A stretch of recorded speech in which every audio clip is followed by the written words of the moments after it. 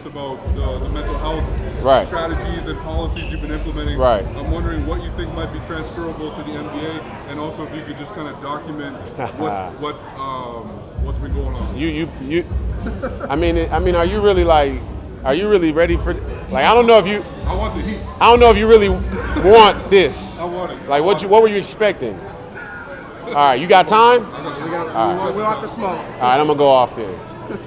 Okay, number one, the mental health policy that we put in place for the Big Three was simple. It was common sense, and it's gonna be effective simply because the leadership of the Big Three doesn't have their head up their ass. It's the bottom line, and it's really a policy that would easily be implementable. It would be easily implemented in the NBA. I mean, if you go and read it, there's nothing in it that says anything other than what we already know. And so the problem that the NBA is having fundamentally with the mental health issue is that, number one, the leadership there, be it the owners or some of the people in the front office, see every issue on the table as a power struggle between them and the players. So, for example, this exact same policy that we just put in place for the Big Three, the pushback that I got for trying to have it be in the NBA was that the players would fake mental illness. I see your face right there. Is like, what an egregious thing to say, and it absolutely is. It's a foul thing to say. It's a very nasty thing to say. To really suggest that some of the most competitive athletes in the world would use mental health, which is one of the most stigmatized health conditions in the world, to get out of playing so they can still get paid. Basically what they're saying is there's a very con-like culture amidst the players. And you're talking players that are walking through right here, people that have put years and hours and blood and sweat and tears into the NBA. And you know what I told them in response to that? Fuck y'all. And that's why I'm not in the NBA. Because I took offense to it for every man that's back here walking that done put that jersey on in the NBA. I was just going to ask you, what is the goal to ever get back? I guess. Yeah, they know what they need to do. They know what they need to do, and they know where I'm supposed to be. Of course I'm supposed to be playing. I have the most coveted skill set in the modern game.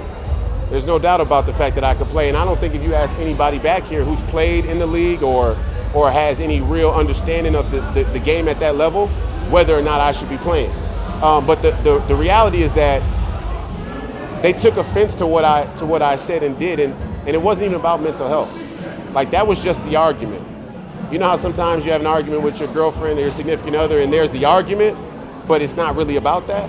What it's about is that there's still a real fear of intellectually competent black men. And that's what I am. I'm competent. And there's a real fear of that, because where does this stop? First you're putting together policies, and next you may change the entire world. And that's what they're faced with, and they don't want me around. If they give me an all-star platform, they're gonna have a lot of issues, right? Because I don't play coy. I'm not LeBron. I'm not gonna run around and say that the NBA is all progressive and that they're doing so much better than the NFL is. Some of these guys that are owners in the NBA own NFL teams also, or they're friends with them. I mean, it's just a farce. It's a circle jerk, and there's people that are willing to participate, and then there's field Negroes like me. I'm a field Negro.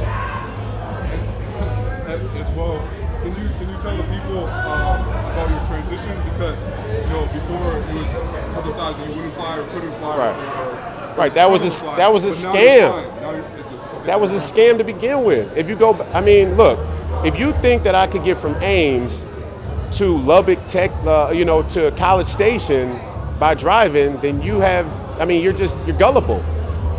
The whole time I was at Iowa State, I flew. Iowa State is the most northern university in the Big 12 Conference. Am I lying? Okay, so I flew to those games. So the whole narrative that I couldn't fly was just a scapegoat. It was a diversion. It was a diversion for the fans to go, aha, see, there's the kid that can't fly, so that they didn't have to put the policy in place that we just put in place in this league. What went wrong? To revisit history, what do you think went wrong in that first year? What went wrong was they underestimated me, and they were arrogant. The reality is, like, when they saw me in the way that I talk and the way that I carry myself, their first response was, there's no way that this young man has the right to be talking the way that he is. But when they went back and checked their own policies, when they went back and checked their own work, and mind you now, these guys are lawyers, you understand that, right? The people who run the NBA are only lawyers. So the fact that they would write a document up that had no mention of mental health in it, and I had to be the one to point that out, isn't on accident. They played like it was on accident, like it was an oversight, but do you really believe that David Stern and Adam Silver are incompetent attorneys enough to overlook mental health? Do you believe that? Does anybody here believe that? No. That those two attorneys overlooked that topic? These dudes double check, triple check everything. So I found one of their skeletons, and even beyond the fact that they don't like that I talk the way that I do, there's a real conversation to happen still about the alcohol and the drugs. Have you had a conversation with Ron Artest by any chance? Of course. I wrote a letter. If you go read my letter to the NBA from earlier in the year, back in June, June of last year, if you go read my letter, there's an entire section where I talk about David Stern, Malice in the Palace, what went on there, his perspective, his racist move to say that the hip-hop culture was turning the players into thugs. I don't know if y'all remember that he said that. We seem to have a real amnesia right now. The dress code was a racist move. He basically said hip-hop is turning our players, some of these guys that are walking around right here, into thugs. And that was the response to Malice in the Palace. Not, we need to check the fucking alcohol limit. So when I'm behind the closed doors in the NBA, that's what I'm telling them. Why is the alcohol cutoff not at halftime? Why do you think that it's still morally and ethically okay to build fucking parking structures next to arenas like this and let people come to the games, get drunk, and leave with their fucking kid? That's patently unethical. And they know that's how I'm coming, period. They know that's how I'm moving, but there ain't been nobody like me since Muhammad Ali. Do you think Melo is being blackballed? Melo is absolutely being blackballed. He's one of the realest in it.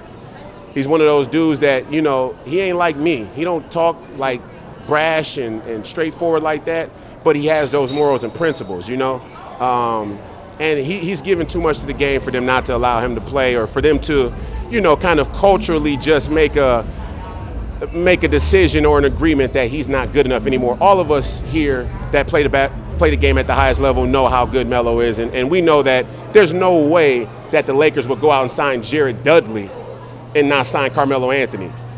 And another question is, while a guy like LeBron is walking around here like he's the face and voice of the players, how is he letting his banana boat brother hang out there in the wings and they go sign Jared Dudley and not Carmelo? If anybody watching this thinks that Jared Dudley can hold Carmelo's jockstrap, I'll slap you.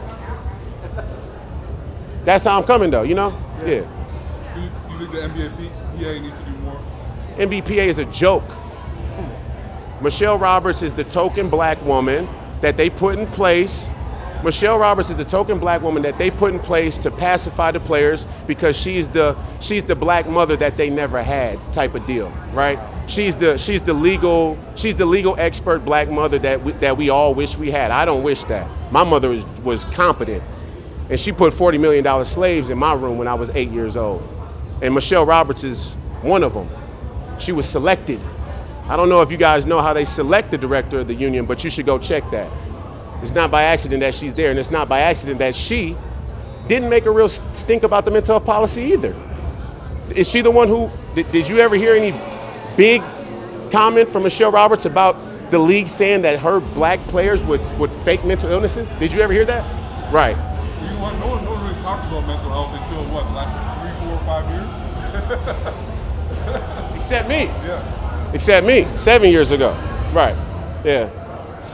Let's keep going. I mean, I'm on a roll now. We might as well just get the whole shit out there. If you could tell LeBron or the legends, Durant, the legends of the league about this, what would you tell them? I would tell them that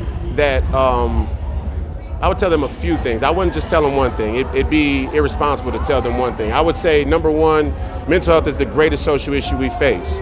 We see a rise in opioids. We see a rise in anxiety, depression, addiction in general, PTSD. a whole host of other things. We see a rise in mass shootings. We got people walking into schools and churches killing people. You know, mental illness is an epidemic, but mental health is the social issue we need to confront. So I shouldn't really even have to say that, but let's just start there because it seems like they don't really understand that. That's the starting point. But secondly, sports is the new religion. So these sports organizations that we continue to act like are just sports organizations are not. They're representatives of a global corporate community. How many people are partners with the NBA or trying to be? Everybody. Every corporation you could think of. And am I lying by saying that we live under a global corporatocracy? No. We live under a global corporatocracy, right? So how they feel about people is pretty important, right? That's why I was pissed off that they just kind of nudged the mental health conversation out of the league along with me. It's not about me. It's not about my career. It's about the fact that how you guys doing that says something about how you feel about people. And the fans are so gullible that they would let the league insult their intelligence by propping Kevin Love up as this white knight of mental health and trying to whitewash their sins. That's how gullible the fans are. You know why? Because we play a beautiful game. It's a very beautiful game, and as corrupt as the people around it may be, the players put so much time and effort and energy into it that we still appreciate them. Do you appreciate Kevin speaking out, though? I think that Kevin's very new to this. And I always appreciate people who share their struggles. That comment had nothing to do with my feelings toward Kevin. It has to do with my feelings towards his masters. Last moment, what needs to change? What can't change? We just got to cut the shit. I mean, it's that simple. We just got to cut the fucking shit. You know, and we can cut the shit. It's not that hard of a choice for you to wake up one morning and be like, you know, the world would get much better if I'm just honest today. You know, if Adam Silver woke up tomorrow and said, you know what, I'm just going to be honest, he would come out and say, listen, there's a real stigma in the ownership suite around mental health. We need to confront it. For a long time, we've penalized players for addiction and behavioral issues that had underlying mental health causes. We didn't see it. We didn't take it seriously, or we thought that it'd be a little too hard to address. Royce was right. We need to get him back in the league. It's fucked up that we're blackballing him for saying that, because it would help all of us. And let's go from here, guys. Would any of you guys think that he's a bad guy for that? That'd be a very authentic moment. Yeah, but for some reason, you know what? You know what it is? When you work in a lower town Manhattan culture with a bunch of snake-ass attorneys, you don't know how to be honest. I come from a blue chip place by a river with a bunch of middle class, liberals. I grew up rough. I grew up regular in the streets. You know what I mean? So it's like, being honest really ain't no big deal to me. It ain't a big deal for a lot of people where I come from, because we live in an environment, in a circumstance where if we're not honest, we die. He's a snake. So if he can confront being a snake, there's a lot that can happen, and there's a lot like him.